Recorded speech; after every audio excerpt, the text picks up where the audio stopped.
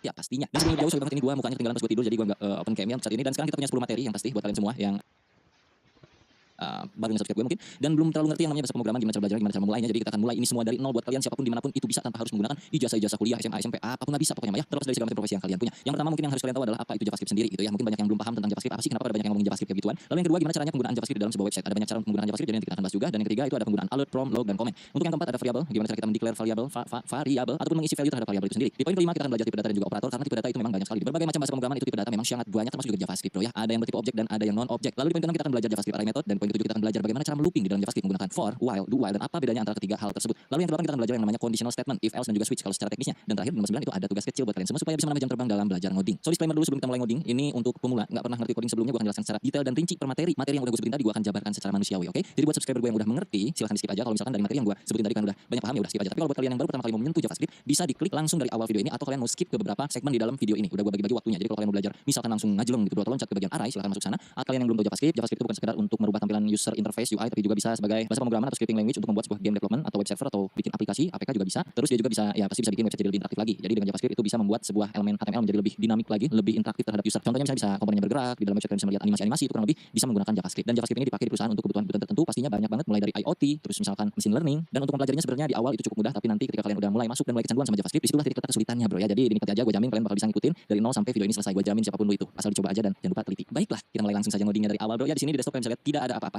Yang perlu kalian install hanyalah satu biji text editor yang perlu kalian download dulu di Google. Cari saja di Google itu VS Code namanya bro. Download sendiri manual VS Code, download lah pokoknya, pilih sesuai dengan sistem operasi yang kalian punya. Kalau kalian punya Windows 10 ya download VS Code-nya untuk Windows 10. Kalau Windows 8 ya untuk Windows 8, kalau Windows 7 ya untuk Windows 7 gitu ya. Kenapa VS Code ya? Karena gue seringnya pakai itu dan gue ngertinya pakai itu, lebih senangnya pakai itu, gue nikmatnya pakai itu, jiwanya ada di situ gitu bro ya. Selama gue project gue selalu pakai itu. Intinya ikutin aja pakai itu bro ya, karena enak, asik, adem, ayem. Kalau udah pasti kan komputer kalian itu punya browser, nggak mungkin nggak punya, pasti ada Google Chrome atau Microsoft Edge bawaannya Windows atau browser-browser lainnya, karena kita cuma bermain satu text editor, yang kedua browser. Udah itu doang untuk belajar JavaScript. Persiapan lainnya adalah kalian siapin kopi dan juga cemilan karena nanti ke depan akan ada seleksi alam sepertinya. Kita langsung saja mulai. Di dalam desktop sini gue akan klik kanan, lalu lu coba pilih yang new dan bikinlah satu folder baru di sini. Namakan ya, kalian lihat di sini ada foldernya. Jangan lihat folder gue yang lainnya karena di sini foldernya banyak folder game anak-anak, oke? Di sini namain aja belajar JavaScript dasar. Gini ya boleh. Lalu klik 2 kali foldernya. Akan muncul seperti ini, betul? Sama. Nah, kalau kita udah muncul seperti ini, bro, lu pergi dulu ke bagian view seperti biasa. Ini setiap tutorial gue selalu ulang-ulang supaya kalian nggak bingung nanti ke depannya. Klik tombol view ini. Perhatikan di bagian sebelah tengah sini, bro, ada yang namanya file name extension. Make sure pastikan lu centang file name extension ini. Kalau tidak dicentang, lu akan kebingungan dengan nama file JavaScript yang kalian udah bikin nanti, ya. Ini kalau gua nggak centang, pokoknya bakal bingung. Mending lu centang aja ini. Terus kita klik kanan di area folder sini, new text document, sampai muncul seperti ini. Nah, kalian perhatikan di sini ada titik .txt, yang artinya txt itu adalah extension file name-nya. Kalau gua nggak centang ini, titik .txt tidak akan muncul. Sekarang, rename ini menjadi index titik HTML. TXT-nya hapus aja menjadi seperti ini. Kalau sudah kalian enter dan nanti akan muncul kayak beginian, tinggal dies aja sampai berubah indeks titik HTML-nya menjadi logo Chrome atau logo VS Code. Muncul VS Code seperti ini, tinggal klik aja. Akan terbuka welcome seperti ini. Welcome ini kalian close aja. Jadi kosongan seperti ini dasar. Yang mana foldernya itu ada di desktop kita. Ini. Kita tarik ini ke sini sampai ada tanda biru di sebelah kiri. Ini yang sebelah kiri itu namanya workspace kita, tempat kita bekerja, folder-foldernya. Masukin dan akan menjadikan seperti ini. Tinggal kita yes, ini centang, yes. Dan kita tombol plus pusing-pusing dulu. Sebelah backspace itu ada tombol plus kalau kalian zoom in ya. Kayak gini tuh. Minus atau plus sekaligus juga ditekan kontrol di keyboard kalian, dia akan jadi zoom in zoom out. Right? Tahapan pertama kita coba dulu coding JavaScript-nya sedikit dengan cara buka tag HTML yang namanya script. Nih, kalau gue pencet T, lalu gue tutup, dia akan tertutup otomatis. Kalau di VS Code gue akan gue pakai extension. Kalau kalian bingung, jangan dulu pakai itu, biarkan kalian mengetik manual. Ketika aja manual seperti ini adalah syarat supaya kita bisa ngoding JavaScript-nya di dalam sebuah file HTML. Yang mana file HTML itu adalah file untuk bisa kita buka di browser. Script-nya di tengah-tengahnya itu enter dulu aja. Di sini kita coba bikin yang namanya alert. Lalu pakai buka tutup seperti itu ya. Kalau udah pakai string, terus kalian string itu apa yang namanya teh? Quotes. Terus di tengahnya kalian coba ketik aja hello world, standar hello world.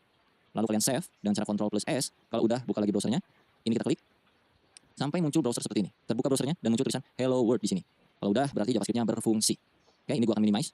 Sebenarnya JavaScript ini kan terintegrasi di dalam HTML ya. Bisa kita panggil dengan dua cara untuk penggunaan JavaScript. Yang pertama adalah dengan cara JavaScript di dalam sebuah HTML-nya langsung, atau bisa kita sebut internal JavaScript. Atau yang kedua, kita pisahkan file script-nya di file lain selain HTML, atau yang kita sebut external JavaScript. Untuk mulai ini kita hapus aja, ini cuma permulaan doang. Jadi kita bikin dulu tag HTML seperti biasa, HTML, enter, lalu di dalam HTML selalu ada head. Oke. Lalu di sini selalu ada body. Nah, untuk script-nya itu kita akan taruh di atas slash body ini, ya. Kita akan pakai internal JavaScript. Di dalam body sini gua akan pakai script yang kayak tadi lagi, lalu ditutup, di tengah-tengahnya gua kasih alert lagi. Hey. Kayak gini, jangan lupa titik komanya. Untuk di bagian head itu mungkin kita taruh title aja supaya yang penting ada isinya. Title Dea Afriza atau nama kalian. Kalian cuekin warna yang ada di tampilan gua, biarkan ini extension gua ngaco VS Code-nya ya. Pokoknya kalau warnanya beda biarin aja. Kalian coba save dan reload lagi browsernya. Refresh, tombolnya ada di sini. Muncul hey. Oke, berarti script JavaScript internal kita berfungsi. Karena gua nggak mau internal, gua pengen eksternal. Jadi kita bikin satu file baru di dalam workspace kita sebelah kiri sini. Create aja di sini, ini new file bro, ya, yang ini, klik. Terus kalian bikin yang namanya contohnya apa ya? Main.js. Main itu artinya utama, bukan main bermain, bukan, tapi utama. Enter aja. Di dalam sinilah script yang akan kita eksekusi, yang akan kita panggil di dalam HTML. Jadi, script yang tadi di dalam HTML, ini bagian tabnya ya, ini main.js, ini index HTML. Ini kita akan hapus, kita tinggal panggil aja main.js-nya. Cara panggilnya, script, tutup script-nya, Kalian jangan main di tengah sini, tapi main di sebelah sini. Kalian spasi dulu. SRC. Nah, kayak gini, pakai quotes. SRC itu artinya source-nya dari mana nih script nih? Source-nya adalah dari main.cs. Jadi kita tinggal ketik aja di sini main.cs. Kalau udah di save, supaya tampilan website-nya seenggaknya ada tulisan sesuatu. Jadi kita di sini tulis aja H1 belajar JavaScript dasar. Save. Jangan lupa buka tutup elemennya. Untuk JavaScript-nya seperti ini, dan ini akan memanggil file main.cs, yang artinya JavaScript yang ada di dalam main.cs akan terpanggil otomatis di HTML sini. Jadi kalau gua buka browser, pas gua refresh, dia udah muncul belajar JavaScript dasar, tapi belum ada alertnya. Alertnya nggak perlu kita ketik lagi di sini, karena kita udah pakai eksternal JavaScript. Yang mana eksternal JavaScript-nya? Yaitu yang main.cs. Ini. Di sini kita coba alert. Hey ho, save. Oke, kalau sudah kita refresh lagi browsernya. Echo-nya udah masuk, artinya eksternal JavaScript kita sudah berfungsi. Oke, sekarang kita akan belajar yang namanya alert, prompt, log, ataupun comment. Alert itu kurang lebih yang memunculkan ke bagian halaman browser, seperti tadi kalau kita refresh, ini alert, itu bawaan dari JavaScript-nya. Terus ada juga yang namanya prompt, ada juga yang namanya log, dan codingan itu bisa juga di comment, yang artinya tidak akan tereksekusi. Kita mulai dulu ya. Ini kalau kita nggak mau pakai, kalian bisa ketik control, tekan plus slash yang ada di sebelah shift keyboard kanan kalian. Jadinya seperti itu. Atau kalau pusing, di sebelum alert sini kalian pencet aja slash slash. Jadinya seperti ini. Kalau kalian save, terus refresh lagi browsernya, alertnya tidak berfungsi. Yang mana artinya slash slash ini adalah sebuah blok comment supaya codingan kalian tidak akan slash bintang. Misalnya sini alert lagi, lalala. Tapi kalau yang kita buka, kayak yang tadi, kalau gua kayaknya pakainya satu aja ya, lalala. Ini bisa dua seperti ini ataupun bisa satu. Tapi sekarang kita pakainya satu aja, nggak usah dua. Untuk alert kurang lebih seperti itu. Jadi semoga kalian paham penggunaan alert itu untuk supaya ada pop-up-nya. Dan yang kedua kita akan pakai yang namanya console log. Console titik log, misalnya di sini, hey ho lagi, save.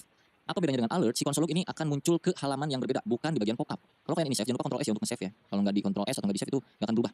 Jadi pas kalian reload di sini tidak terjadi apa-apa, tidak seperti alert tuh. Kalau alert kan itu pop-up. Kalau console log itu ada di bagian sini, perhatikan. Klik kanan di browser kosongan ini, bagian inspect diklik di paling bawah sini.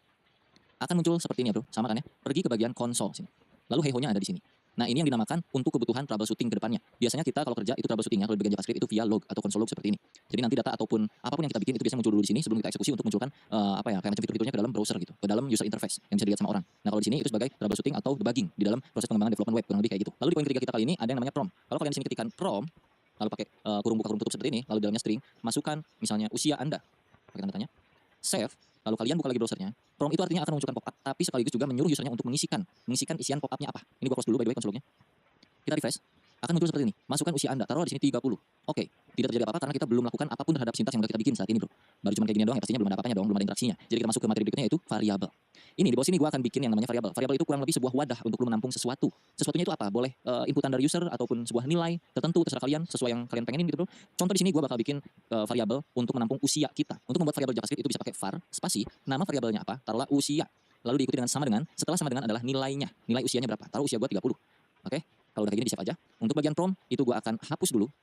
Seperti itu. Untuk bagian konsol gua akan pindahkan ke bawah. Ini di cut, Ctrl X, ini di bawah kalian Ctrl V, paste. Oke, setelah hey ho, kalian tambahkan di sini sedikit. Hey ho, usia kamu adalah spasi. Di sini pakai plus. Masukinlah variabel ini usia ke sini. Yang artinya, hey ho, usia kamu adalah plus usia. Maksudnya di sini adalah kita akan mencari tahu nilai dari usia itu berapa sih gitu. Makanya dipanggil di konsol log, usia kamu itu berapa? Yang mana di sini nilai usia adalah 30. Maka nanti ke konsol akan muncul, hey ho, usia kamu adalah 30 gitu. Kita coba ya. Save, terus pergi ke browser, refresh, inspect elemen lagi. Terus pergi ke bagian konsol, kalau nggak muncul, ini ada di bagian sini, konsol. Hey ho, usia kamu adalah 30. Artinya, variabel usia berhasil dibuat, bro. Ini usia udah berfungsi dengan variabel bernilai 30. Nah, untuk bikin variabel itu ada banyak cara. Yang pertama bisa pakai var untuk menampung variabelnya, atau menggunakan cons untuk menampung variabel juga sama. Con x misalnya sama dengan 1. Dan juga ada let. Let y sama dengan 2, misalnya kayak gitu. Perbedaannya adalah kalau cons itu nilai ini nggak bisa diubah-ubah sama sekali. Kalau let itu sama kayak var.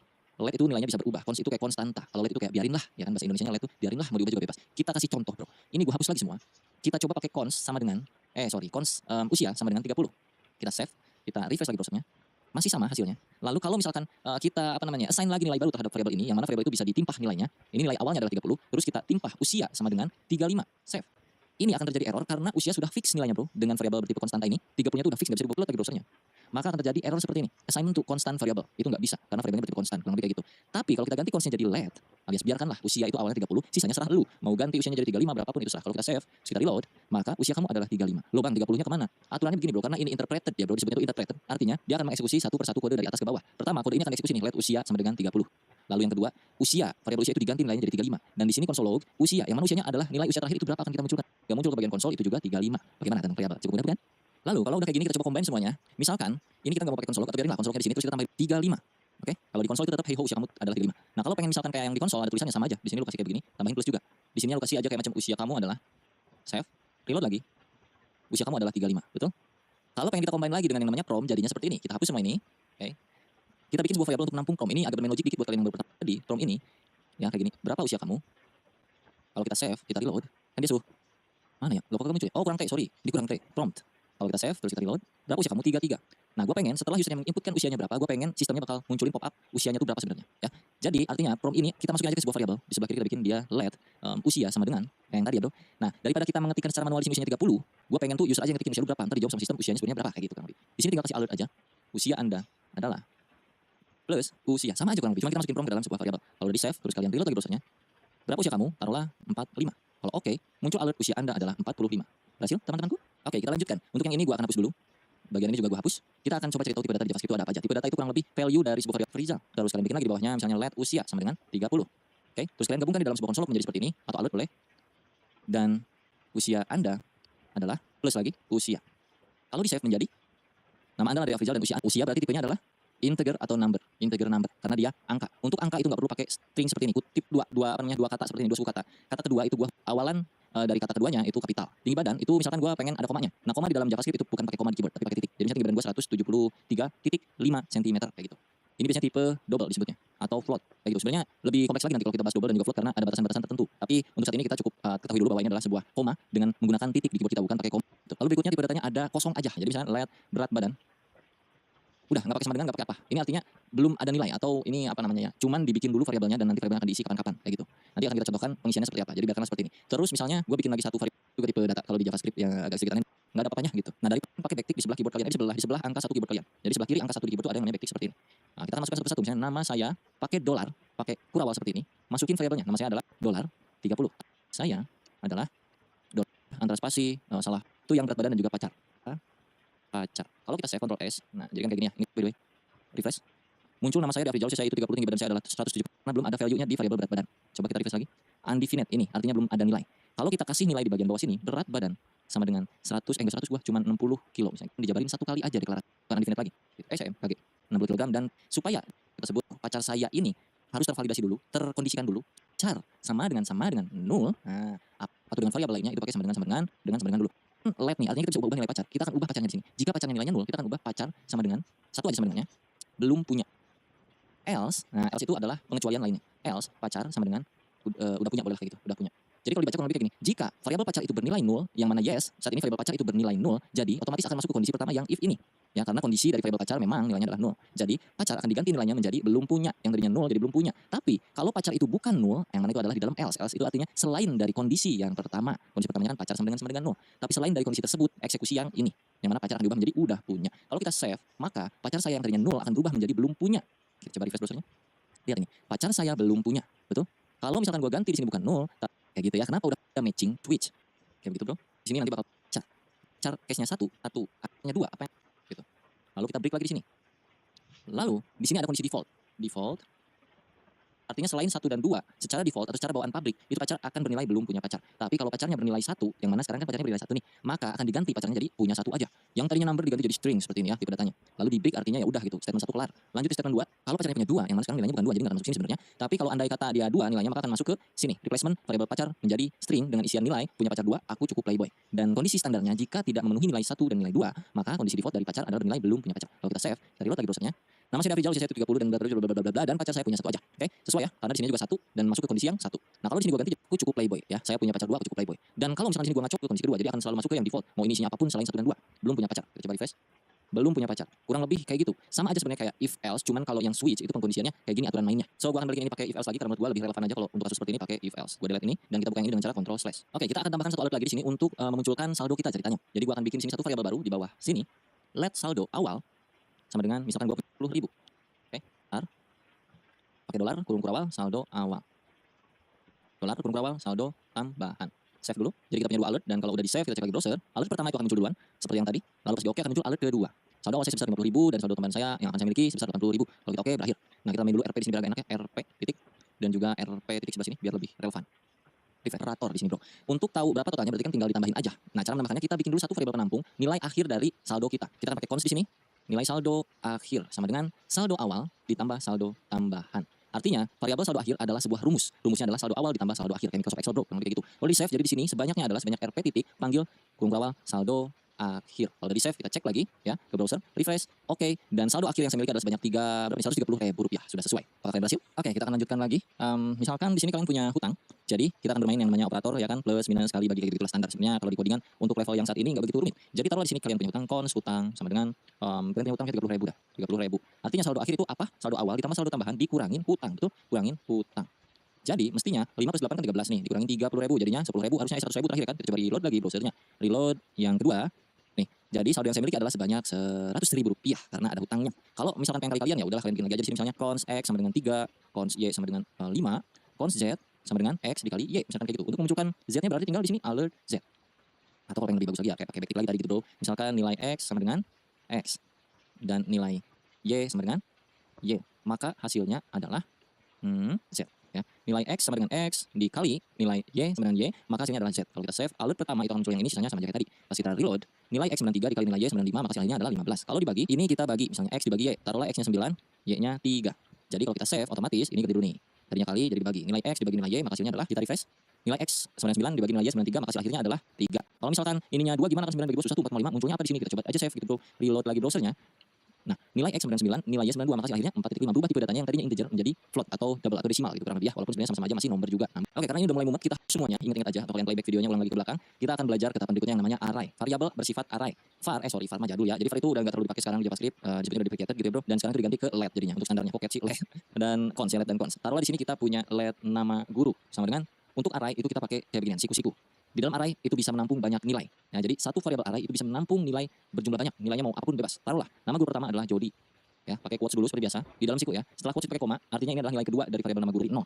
Jadi urutan pertama itu bukan 1 tapi 0. Ini 0, ini 1, ini 2. Kalau kita mau manggil Jody itu di sini berarti 0. Artinya nama guru yang muncul ke bagian pop up itu hanya nama guru dengan urutan ke 0. Ini namanya array ya, bro ya. Kita coba reload Jody yang muncul di sini. Kalau kita pengen Rahman berarti kita harus tahu urutannya. Jody bunga Rahman, Rahman ke bukan ketiga, bro, tapi kedua karena dari sini kan 0 1 2. Jadi di sininya pakai 2 seperti ini. Save, kita reload lagi. Rahman. Kalau bunga berarti dia ada di nomor 1. 0 1 2. Save. Kalau kita reload bunga berhasil ya. Nah, kalau kita mau tambahin isi arraynya kayak gimana? Bisa di sini kayak gini lagi atau kita bisa tambahkan di luar. Contoh, di sini gue pengen nama guru itu bertambah dari tadinya 3, sekarang kita tambahin beberapa biji 2 misalnya. Jadi kita ketik aja nama guru titik push, yang artinya push itu untuk masukin nilai baru ke dalam sebuah variabel array. Nah, push ini push ke mana? Push ke nama guru. Masukin di sini string secara langsung, taruhlah kita akan masukkan Dea dan juga kita akan masukkan Fikri. Kalau kita save, jangan lupa pemanggilannya kita munculin semua dulu. Supaya memastikan bahwa Dea dan Fikri masuk ke dalam list nama-nama guru. Karena kita udah push lewat metode ini. Kita save dan reload browsernya. Sekarang sudah bertambah Jody, Bunga, Rahman, Dea, Fikri. Kalau kita menghilangkan nilai pertama di dalam array ini urutan ke 0 ya, urutan pertama atau indeks ke 0 itu disebutnya urutan itu disebutnya indeks kalau di bagian looping lagi kalau di bagian apa ini namanya teh array. Jadi indeks ke 0 itu Jody akan kita hapus dengan cara seperti ini. Nama guru .shift yang artinya Jody akan hilang. Sekarang kita reload lagi.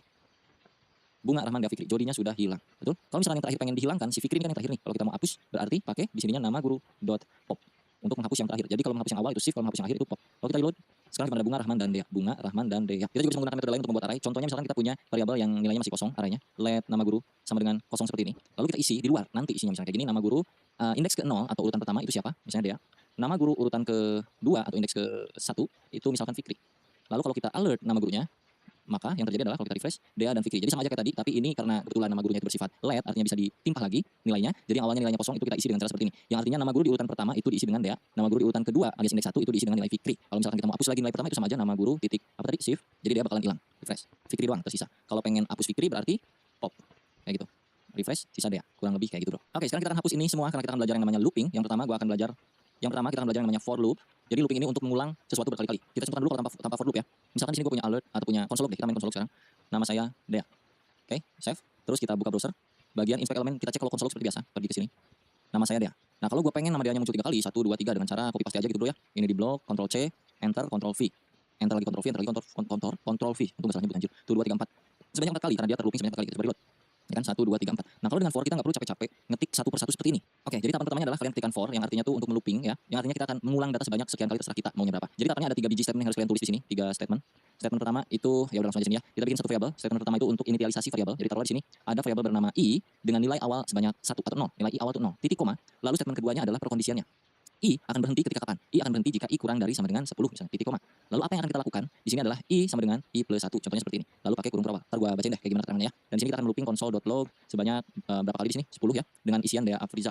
Jadi kalau ini dibaca kurang lebih variabel pertama itu I bernilai 0 di awal kali sebelum ini terlooping. Lalu jika I-nya kurang dari 10, maka apa yang akan dilakukan? I-nya akan ditambahkan nilai I ditambah 1. Yang artinya misalkan ya 0 terus akan terlooping sekali, berarti 0-nya plus 1 jadi 1. Lalu 1 akan lanjut lagi menjadi 1 plus 1 jadi 2. 2 akan dilanjut lagi jadi 2 plus 1 jadi 3 sampai mencapai ke kondisi yang ada di tengah sini, statement kedua. Yang mana statement kedua adalah kondisinya. Jadi I akan berhenti kalau nilai I-nya itu kurang dari 10.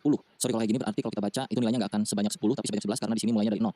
0 sampai ke 10 itu akan jadi 11 ya enggak? 0 1 2 3 lu hitung deh itu bakal 11 nilainya. Tapi kalau di sininya 1 sampai ke kurang dari 9 10, artinya dia akan mencapai 1 banding 10 berarti 10 biji dari Afrizal. Jadi kalau kita save dan kita reload, ini akan muncul sebanyak 10 kali. Nah, 10 dari Afrizal. Kalau misalkan ininya 20, maka ini akan berubah jadi 20. 20 dari Afrizal. Itu untuk perulangan menggunakan for yang fungsinya supaya kita nggak harus ngetik konsol log sebanyak 20 kali ya kan. Ya kali lu ketik 20 biji anjir konsol log sepanjang itu males juga ya kan. Jadi mending di looping aja sebanyak ini gitu kurang lebih bro. Nah, kalau misalkan kita punya data array di sini cons, misalkan nama guru yang tadi ya sama dengan Dea, Fikri, misalkan Retno sama Bunga ada 4 ya kan. Terus kita konsol log ini taruhlah ini gua komen dulu, gua konsol log nama gurunya sini konsol titik log nama guru. Yang muncul ke bagian konsol akan menjadi seperti ini ya 0 1 2 3. Nah, sedangkan nanti ketika kalian kerja itu kasusnya nggak akan kayak gini, pasti harus di mapping disebutnya tuh. Nah, salah satu cara mappingnya itu bisa dengan banyak metode pastinya, tapi bisa juga pakai for. Kalau pakai for artinya begini. Ini gua hapus dulu konsolnya. Kita buka lagi fornya. I itu pertama bernilai 1, lalu I kurang dari 20. Nah, ini 20-nya kita ganti nih supaya kita bisa mapping data ini sebanyak jumlah data yang ada di array sini. Nah, untuk mengetahui jumlah data yang ada di array sini, kita konsol dulu di sini, konsol titik log nama guru dot length yang artinya supaya kita bisa tahu jumlah panjang data dari sebuah array. Oke, kalau kita reload maka ada 4 nih jumlah datanya. Nah, supaya dinamis, 20 ini kita ganti jadi nama guru dot length, titik length, nama guru titik length. Kayak gitu. I sama dengan I plus 1 atau kita bisa ganti dengan cara I plus plus. I plus plus itu artinya I sama dengan I plus 1. Penulisan di sebuah codingannya biar lebih sederhana pakai I plus plus. Untuk bagian konsol log kita bisa hapus aja. Nah, lalu kita konsol log di sini nama gurunya. Ini hapus isiannya. Nama guru dalam kurung alias siku-siku itu karena kita mau memapping datanya sebanyak I. Ya, sesuai dengan apa yang ada dalam sini. Kalau kita reload maka Fikri Retno Bunga undefined. Undefined itu siapa? Dea. Kenapa? Karena mulainya dari 1 bukan dari 0. Jadi kita mulai dari 0. Kalau kita reload maka Dea Fikri Retno Bunga. Ini undefined apa? Karena kita pakai sama dengan di sini. Jangan pakai sama dengan. Reload Dea Fikri Retno Bunga aman muncul sini. Kalau dibaca kurang lebih begini, Bro. Pertama, nilai I atau urutan itu 0 ya kan. Terus I akan di looping sebanyak jumlah data yang ada di sini. Lalu ditambahkan I-nya. Lalu yang kita konsol log adalah nama guru indeks keberapa. Nah, di sini kan tuh nilai I bertambah terus nih, Bro. I pertama itu sama dengan 0, terus I kedua sama dengan 1, I ketiga sama dengan 2 ya kan. I1, I2, I3 sampai seterusnya I4.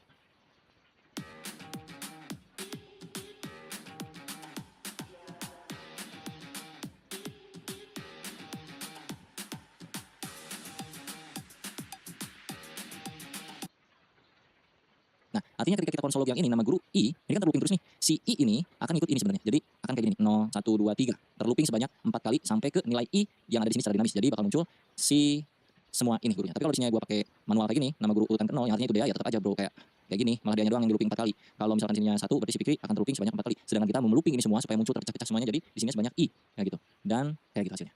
Cukup singkat untuk bagian for kalau digabung sama array. Nah, nanti kalau kerja pun gitu. Penggabungannya bukan cuma sekedar for dengan array, nanti bakal ada objek, ada segala macam segala gitu. Cuman untuk tahapan awal kayaknya belajarnya gini dulu aja supaya ada gambaran kurang lebih kayak gimana. Ini juga mungkin cukup pusing bagi kalian yang baru pertama kali ngoding, tapi kalau kalian cukup mengerti ya itu berarti ada pertanda baik ke depannya gitu. Pesertanya lumayan cerah, tapi kalau masih bingung, silahkan dicoba-coba dan dipahami di playback terus-menerus ya bro ya. Nah, untuk looping gak cuma for, ada juga yang namanya while. Jadi kita akan coba di sini pakai while. Ini gua komen dulu ya. Untuk kons ini gua hapus aja dah. Gua hapus. While itu sama aja. Jadi pertama sintaksnya seperti ini while, lalu kurang while kayak gitu. While kita bikinlah di sini variabel di while ya, taruh variabel I sama dengan 0, boleh. While I kurang dari 10, apa yang akan kita lakukan? Kayak tadi aja sama konsol titik log Dea Afrizal. Ya, jangan lupa tambahkan di sini I plus plus. Jadi ini kalau dibaca, kita punya nilai I pertama kali nilai I-nya itu 0. Terus kita looping dengan metode while, dia akan berhenti jika I-nya bernilai 10. Jadi kurang lebih kondisinya ada di sini dan tereksekusi di sini. Jadi kalau kita save Dea Afrizal sebanyak 10 kali. Kalau ini gua ganti jadi 20 sama aja sebenarnya. Nah, berbeda dengan yang do while. Ini while ya, kalau do while itu agak beda. Jadi kalau do while itu sintaksnya seperti ini. Do lakukan apa? While gimana gitu kurang lebih. Jadi do lakukan dulu misalnya konsol titik log Dea Afrizal while I sama dengan kurang dari 10. Taruhlah. Ini while yang ini gua hapus ya. Ntar kita bakal tahu bedanya apa. Jangan lupa ditambahkan di sini I plus plus, sorry di sini. Lakukan penambahan nilai I yang tadinya 0 sampai I-nya bernilai kurang dari 10 yang tadinya 0. Bedanya kalau do itu akan dilakukan dulu, dieksekusi dulu sekali ini penambahannya, baru dia akan mencari kondisinya. Kalau yang while dia akan mencari kondisinya dulu baru mengeksekusi. Tapi kalau yang do itu dia eksekusi dulu satu kali di sini baru ngecek kondisi. Jadi kalau kita reload itu masih sama aja kayak gini. Cuman kalau kondisinya enggak matching ya, taruh di sini 10 ya. Terus gua reload, maka dia akan tereksekusi di Afrizal satu kali. Sedangkan di sini kondisinya 10. Tapi di sini while-nya ketika I kurang dari 10. Sedangkan di sini I kan 10. Jadi harusnya tidak ada yang tereksekusi. Tapi kalau kita pakai while, ini aman. Kalau pakai do itu bakal tereksekusi satu kali. Kalau pakai while, ini gua pakai while lagi ya. While I kurang dari 10, lakukan I plus plus konsol log Dea Afrizal.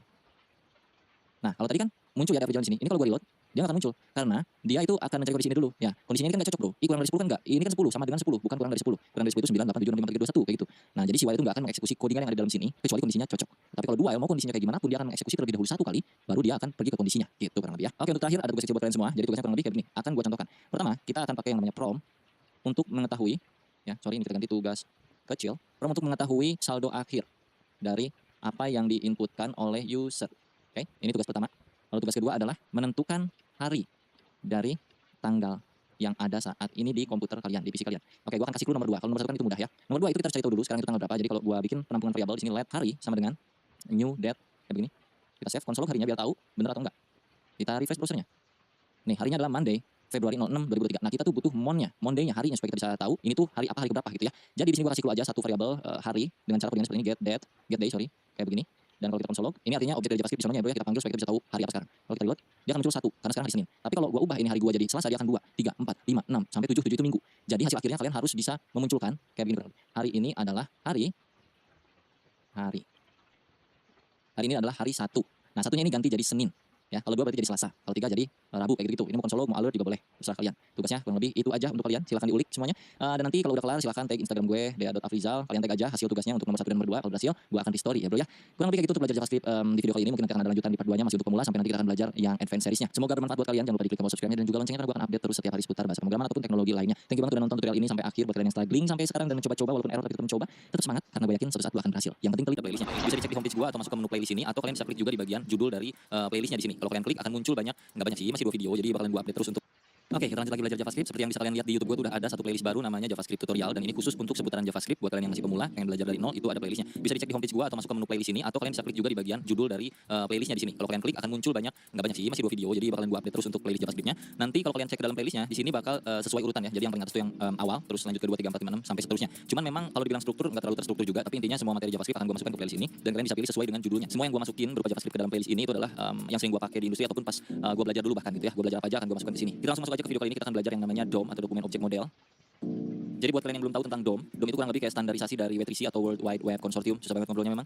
Itu biar bisa ngakses atau ngupdate konten elemen yang ada di HTML, termasuk strukturnya bisa kita update juga dan juga stylingnya bisa kita isi langsung dari JavaScript kurang lebih. Itu yang disebut dengan DOM, dokumen object model. Di tutorial kali ini gue akan coba sharing seputar beberapa poin, kurang lebih ada 5 poin. Yang pertama itu kita akan belajar yang namanya element manipulation, ya sesuai seperti judulnya aja bahwa kita akan bermain DOM. Jadi udah pasti nggak jauh dari yang namanya element manipulation. Kita akan belajar menambahkan elemen dari JavaScript langsung ke HTML-nya ataupun memanipulasi datanya juga bahkan atau menghapus dan lain-lain kurang lebih. Terus yang kedua gue akan coba sharing seputar data selector di dalam JavaScript yang sering kita pakai aja gitu ya. Dan yang ketiga kita akan belajar yang namanya styling langsung di JavaScript. Lalu yang keempat kita akan belajar yang namanya event dan juga yang terakhir itu nomor 5 ada tugas kecil. Untuk persiapan seperti biasa sama aja, masih pakai struktur folder yang terakhir kita pakai belajar di beberapa video pemula JavaScript di playlist gua. Masih folder yang ini, belajar JavaScript dasar dan di dalam folder itu cuma ada index.html dan juga main.js ya buat kalian yang belum tahu isian foldernya kayak gimana dan kalau lu belum punya lu bisa ikutin playlist gua yang JavaScript itu dari video yang satu dulu biar bisa foldernya sama kayak kita. Oke, kita mulai di sini gua akan buka VS Code-nya.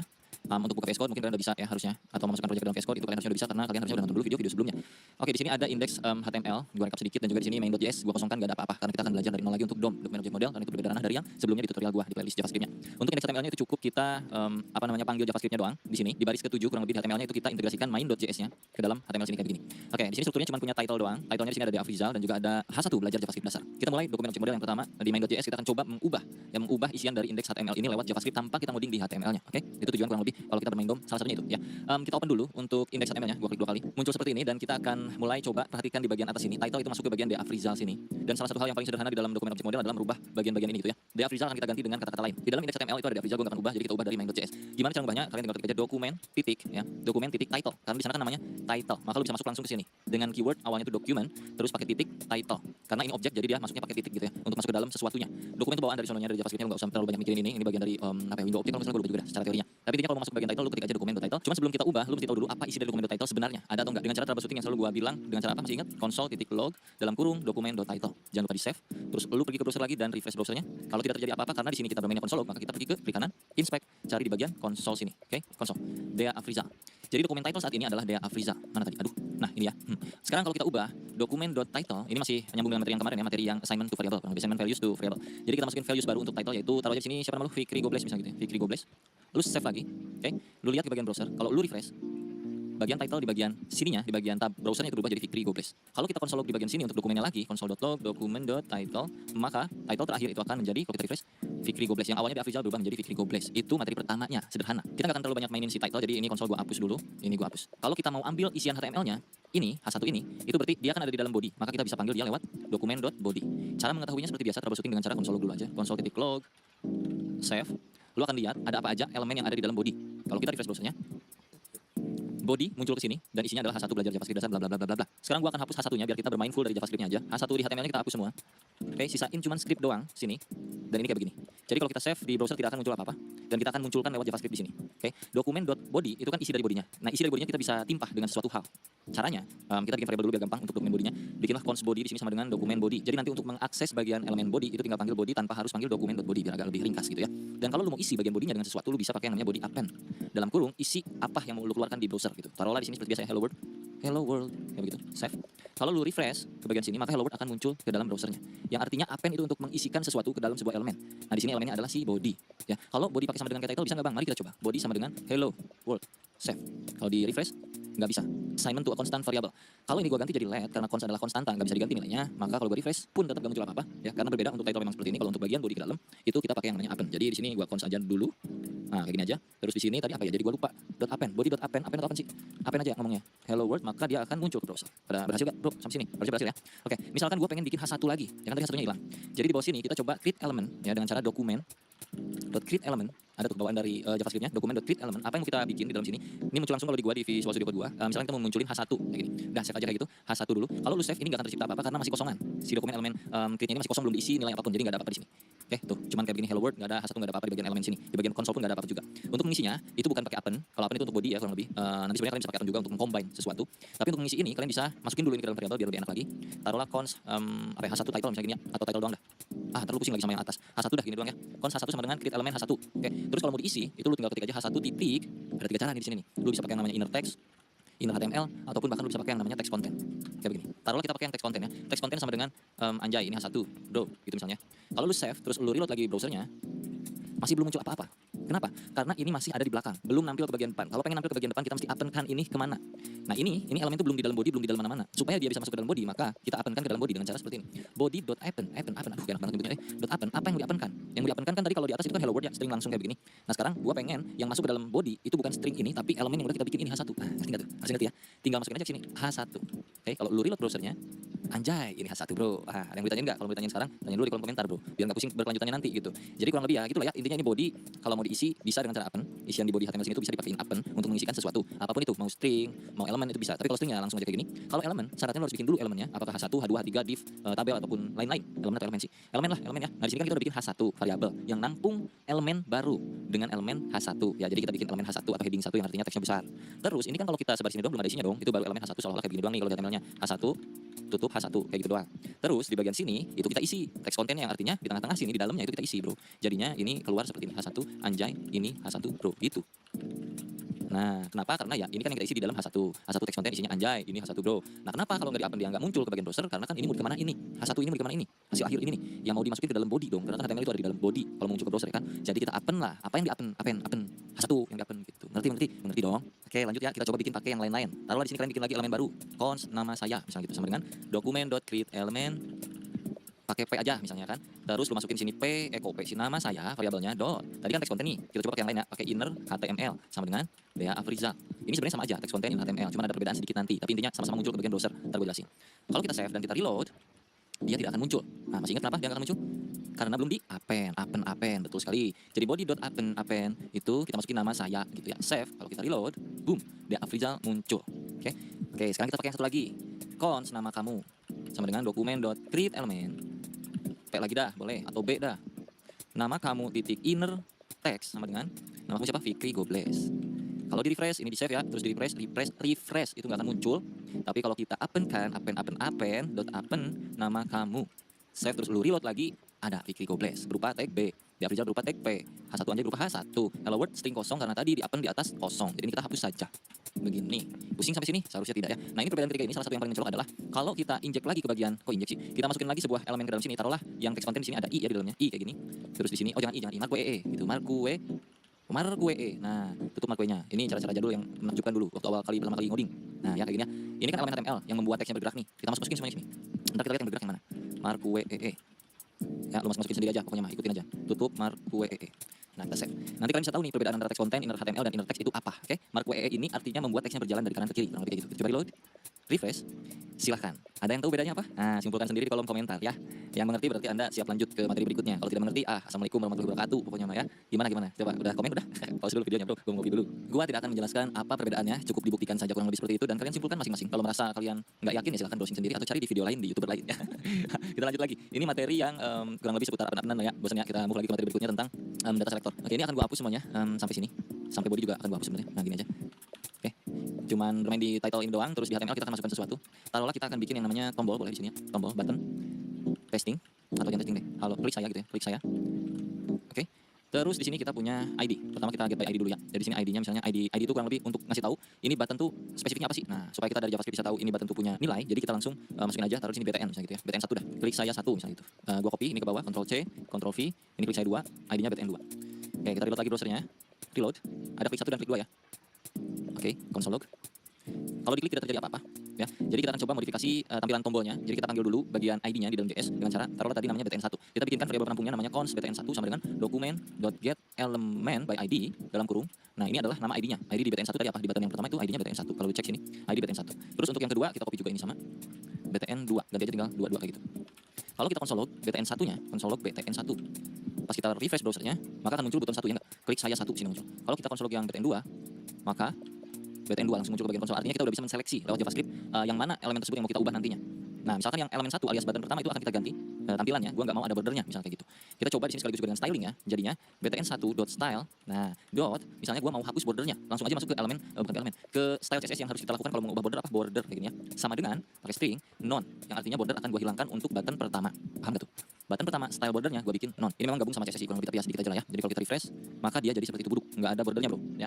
Untuk yang satu, kalau yang gua masih aman. Lu juga bisa timpah-timpah dengan styling lainnya. Taruhlah btn1.style.padding misalnya sama dengan 8px kayak gitu save. Terus btn1.font size sama dengan misalkan 24px. Terus btn1.background sama dengan misalkan warna backgroundnya itu tomato kayak gitu ya.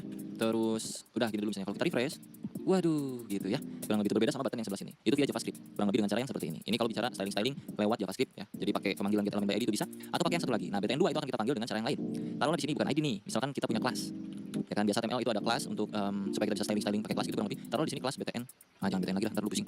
Ya boleh deh btn2. Nama kelasnya btn2 kalau ini ID btn1. Untuk panggilnya bisa pakai cara yang paling mudah sebenarnya daripada getElement by ID. Ini hanya spesifik, hanya bisa manggil ID doang. Kalau pengen universal itu bisa pakai btn2 sama dengan document.query selector. Nah, dalam kurung lu masukin apa? Misalnya titik. Tadi kan nama kelas tuh pakai titik manggilnya, kalau ID itu pakai pagar manggilnya. Kalau titik itu pakai kelasnya apa tadi namanya? btn2. btn2. Oke. Kalau kita console log btn2-nya itu menghasilkan hal yang sama kayak tadi. Tuh, masih sama aja kayak tadi. Jadi, ini untuk data selector yang untuk manggilnya bisa pakai getElement by ID. Nggak perlu lagi pakai pagar di sini, nggak perlu lagi pakai titik, tinggal langsung masukin aja spesial khusus untuk ID. Kalau query selector itu bisa untuk apa aja? Lu mau pakai pagar untuk ID bisa, lu mau pakai titik untuk kelas juga bisa. Nah, di sini juga lu bisa langsung masukin untuk elemen HTML-nya mau apa? Misalkan lu mau munculin yang button ini, lu tinggal panggil aja langsung bisa kayak gini juga button, cuman nggak spesifik jadinya ya, nggak tahu button yang mana karena kita kan masukin elemen button. Yang pasti nanti akan muncul yang pertama ini, ya. Yang ini nggak akan muncul di konsol kita. Jadi kalau kita konsol btn2-nya atau btn doang taruh lah ya. Karena kita nggak spesifik mencari apa yang mana, kelas yang mana, ID yang mana. Kita langsung ke semua elemen button itu kita cari, kita dapetin yang pertamanya yang mana misalkan kalau kita refresh, ya ini dapatnya. Yang saya satu ini. Gitu ya. Lanjut ke materi yang terakhir yaitu event. Jadi, di tombol sini kita bisa punya event, Pak. Di yang satu akan gue masukkan sebuah event namanya onClick. Sama dengan lu bisa pakai alert langsung, ini nggak di dalam main.js ya, ini di HTML langsung. Alert misalnya kayak gini. Aku diklik gitu misalkan ya. Pakai string 1. Jadi ininya string 2 di luar, terus alert string 1 di dalam atau kutip 1 di dalam, aku diklik. Tutup lagi pakai kutip 2. Enggak boleh kutip 2 semuanya, nanti error. Jadi kalau di luar udah kutip 2 di dalamnya kutip 1, atau di luar kutip 1 di dalamnya kutip 2. Harus agak beragam gitu bro ya. Namanya juga hidup enggak boleh monoton. Harus ganti-ganti terus kayak gitulah. Pacar lagi ya. Refresh langsung, kita coba reload dan kalau lu klik saya, maka aku diklik. Kalau yang ini kan belum. Ya enggak? Nah, lu lakukan hal yang sama untuk yang bagian kedua ini. Ini untuk onClick. Nah, kalau mau masukin onClick ini ke dalam JS-nya itu pakai dua cara bisa ya. Pakai cara pertama itu langsung kita bikin function di JavaScript-nya atau pakai cara kedua itu kita bikin sebuah event listener. Tapi kita akan coba bikin function aja di JavaScript supaya enggak terlalu pusing juga. Kita langsung bikin aja di sini nih. Di dalam onClick ini taruhlah nanti kita bikin function di dalam JavaScript-nya adalah function namanya misalnya ganti warna. Pakai buka tutup kayak gini ya. Nah, artinya ketika tombol ini diklik, kita akan cari ganti warna. Cari function ganti nama yang ada di dalam script main.js. Karena sekarang belum ada, jadi pas diklik itu belum di refresh sorry. Nah, ganti warna is not defined. Kelihatan di bagian konsol ya. So kita bikin dulu di bagian main.js. Ini konsol gua hapus dulu. Kita bikin function yang namanya adalah ganti warna. Pakai kurang kayak gini. Bikin dulu konsol biar aman. Nah, gitu ya. Setidaknya pas diklik ini tombol akan mengarahkan si button ini untuk masuk ke bagian JavaScript yang function itu ganti warna. Yang mana isi ganti warna adalah aman gitu. Jadi kalau kita save dan kita reload, pas diklik mestinya di sini akan muncul tulisan aman. Ya, berarti fungsi itu. Klik lagi 2 3 4 5 6 7 8 9 10. Jadi kalau di sini kita ganti jadi alert ditambahin misalnya di bawah alert aman. Kita refresh lagi. Aman muncul sini. Oke. Sekarang kita combine, Pak. Gimana kalau pas diklik ganti warna, itu warna buttonnya berubah. Yang tadinya buttonnya tomato, ya kan? Kalau lu cek nih warnanya, pas diklik dia ubah jadi biru misalnya gitu. Jadi di sini tinggal ini hapus dulu ya. btn1 karena kita udah punya button satunya itu yang mana? .style.background sama dengan taruhlah kita ubah jadi aqua alias biru. Aqua itu biru kan lebih ya. Jadi kalau kita reload, pas diklik harusnya dia berubah biru harusnya. Nah, ada yang sudah berhasil? Ganti warna untuk merubah warna backgroundnya sesuai aja gitu kan. Oke, kita langsung lanjut lagi ke bagian event yang berikutnya. Ada yang namanya on mouse over. On mouse over itu supaya ketika mouse kita masuk, kita bisa melakukan sesuatu, men-trigger sesuatu. Taruh di sini on mouse over kayak begini sama dengan. Nah, apa yang akan kita lakukan? Taruhlah alert dulu di sini. Hehehe gitu ya. untuk ngecek-ngecek dulu sebelum masuk ke JavaScript. On mouse over alert hehehe. Ketika kita refresh, terus mouse-nya kita geser ke bagian button ini, aduh, tuh kan, kepencet, muncul hehehe. Kalau mouse tuh masuk lagi, gue mau jelasin dulu Pak. Kalau masukin ke sini, ya tuh, lagi ya, iya. Artinya apa? Artinya kita bisa melakukan sesuatu lewat trigger tersebut. Ketika mouse kita masuk, kita mau ngapain? Nah, rencananya gue pengen ketika mouse ini masuk bukan alert, tapi ubah, ini tuh ya. Tapi ubah bagian klik saya, tulisan klik saya satu dengan lain-lain. Oke, kita coba. Masuk ke bagian MJS, kita bikin sebuah function lagi, function ubah teks. Nah, terus kita bikin kayak gini, console.log, ubah teksnya. Oke, kalau udah bikin function di main.js, kita bisa arahkan bagian mana yang mau diarahkan ke function tersebut. Bagian mouse over, karena yang on click udah ganti warna, yang on mouse over gue mau arahkan ke bagian ubah teks. Jadi kita hapus ubah teks. Save. Kalau kita refresh, nah pas mouse kita geser harusnya sini konsol ada muncul ya, karena di codingan main.js tadi itu ada ubah teksnya. Coba, tuh ubah teksnya 2, 3, 4, 5, 6, 1, 2, 3, 4, nah kurang lebih kayak gitu ya. Jadi kita bisa mengubah teksnya ketika mouse-nya datang. Nah untuk mengubah teksnya bagaimana? Gabungin lagi materi yang tadi di awal bro. Ini gue hapus btn1 dot text content, bisa ya, text content sama dengan apa misalnya, hihihi misalnya gitu ya, hihihi, hahaha, bolehlah, save, terus pas kita reload, set, kosong ya, perhatikan tulisan klik saya satu ini, kalau gue mouse ke sini, hahaha, hihihi, berhasil, sama nggak, reload lagi ya, mouse-nya geser ke dalam, bah, ada satu lagi yang namanya, on mouse out, jadi ketika mouse kita keluar, kita balikin lagi ke seperti semula, caranya di sebelah sini kita tambahin lagi on mouse out, nah sama dengan alert dulu seperti biasa, out, misalnya kayak gitu ya, nah kalau di save kurang lebih kayak begini hasilnya ya, jangan lupa kita cek pakai alert dulu, terus kita reload. Kalau mouse kita masuk, klik saya akan berubah jadi hahaha. Kalau mouse kita keluar dari tombol ini, out. Rencana gue adalah pas keluar balikin lagi teksnya jadi teks yang original, yang mana sebelumnya adalah klik saya satu. Nah kalau kita bikin satu function namanya itu function ori text misalnya gitu ya, alias mengembalikan lagi teks. btn1.textContent sama dengan klik saya satu, tadi kan gitu ya. Jadi kita bisa arahin ke sini ketika mouse-nya keluar. Mana tadi? Nah ini alertnya kita hapus, arahin ke ori text. Jadi kalau kita save, ya ini on mouse over ubah teks, on mouse out ori text. Ini codingannya. Kalau kita save dan kita reload, tuh dia bolak-balik terus klik saya satu, set, pas klik berubah jadi biru, pas keluar jadi klik saya satu, balik lagi, kayak gitu kurang lebih. Nah alangkah lebih bagusnya kalau kita bikin default untuk teks kontennya. Jadi di sini kita bikin aja langsung nih, btn1.textContent sama dengan klik saya satu. Jadinya untuk ori text itu kita tinggal nggak usah kayak gini. Default text kontennya adalah klik saya satu. Nah nanti pas ubah teks dia akan berubah jadi teks konten hihihi hahaha. Ini akan berubah jadi hahaha hihihi. Di HTML-nya kita nggak usah pakai yang namanya klik saya satu ini. Ini kita hapus. Jadi button kosong kayak begini karena untuk isi kontennya itu sudah di dalam JavaScript yang mana klik saya satu. Jadi kalau kita refresh masih sama aja kayak yang tadi. Nah klik saya satu pas kita geser hihihi balik lagi gagal karena kita salah panggil, harusnya ini jadi sebuah variabel const default text sama dengan ini masukin sini. Ini default text. Nah, nanti nggak kayak yang materi awal tadi kemarin, tadi sih kemarin tuh variabel, terus variabelnya adalah klik C1 global variabelnya ini ya, terus btn1 text content isinya adalah default text yang mana berarti sama dengan klik C1, jadinya pas di bawah lebih enak gitu manggilnya btn1 titik text content sama dengan default text gitu. Jadi kalau sudah kita coba refresh lagi, set klik, nah gitu ya. Gue kasih clue satu kali lagi sebelum kita masuk ke tugas ya. Contoh, misalkan pas diklik, selain ubah warnanya, gue pengen juga munculin sesuatu. Jadi kita pergi ke bagian function yang pas diklik ke mana, ganti warna ini ya, pas diklik ganti warna, gue akan tambahkan juga sesuatu. Kita akan create elemen di dalam ganti warna sini. Atau untuk lebih relevan lagi, kita ganti jangan ganti warna untuk function yang dikliknya, on click jangan ganti warna tapi klik button. Ini boleh ya, klik button. Terus kita ganti di sini yang tadinya ganti warna jadi klik button. Ketika diklik button akan merubah background warna. Terus ketika diklik button kita akan ngapain lagi? Ini sebagai clue tugas, ingat-ingat ya. Gue akan create sebuah elemen di sini, const, taruhlah di sini new text sama dengan dokumen.create element. Lalu new text akan gue isi dengan text content halo bung, apa kabar, misalkan gitu. Lalu gue akan append ini ke body.append new text. Bodinya kagak ada, bentar kita panggil lagi bodinya, tadi udah dihapus lupa. Const body sama dengan dokumen.get.body, sorry. Jadi kalau gue refresh ini kan kayak gini, kalau diklik selain dia merubah warnanya menjadi biru, dia juga akan memunculkan sebuah elemen baru. Halo bung, apa kabar? Nah, aman ya, kita masuk ke tugas ya. Tugas kecilnya adalah munculkan sebuah elemen HTML baru dengan isi berupa teks bertuliskan nama kalian. Oke? Tapi bukan ketika tombol diklik, bukan. Tapi melainkan ketika tombol ini digeser ke sini, ya, digeser nih mouse digeser ke yang klik 2. Kalian kerjanya di klik 2 aja ya. Ketika mouse digeser ke bagian klik saya yang kedua ini, tombol yang kedua, pas masuk mouse ke dalam munculin sebuah teks di sini. Pas mouse-nya keluar, ubah warna teks yang baru. Taruh lagi nih ya, pas gua masih masuk sini kan muncul tuh elemen kayak begini. Siung. Nah, ini mouse masih di dalam nih. Pas mouse gua keluar, ubah warna si teks ini. Gimana? Mengerti kan? Itu tugasnya. Sangat-sangat mudah. Jadi buat kalian semua semangat mengerjakan tugasnya. Kalau berhasil dengan cara apapun terserah kalian, tergantung logik kalian masing-masing. Implementasikan lewat codingan yang kayak macam beginian. Semuanya clue-nya sudah gua kasih. Jadi enggak ada alasan untuk tidak bisa mengerjakan harusnya. Karena itu tugasnya sederhana. Jadi langsung aja di tag ke Instagram gua @dea.afrizal, langsung jangan lupa di-follow, terus storyin, ntar tag gue, ntar gua di story bro kalau yang berhasil ya di hari pertama ketika video ini rilis kalau kalian berhasil. Oke? Sampai jumpa di video berikutnya untuk tutorial JavaScript. Jangan lupa pantengin terus playlist JavaScript di gue. Nanti akan gua selalu update materi-materi yang dasar-dasar seperti ini sampai ke bagian nanti dalam-dalamnya. Oke, bye-bye semuanya.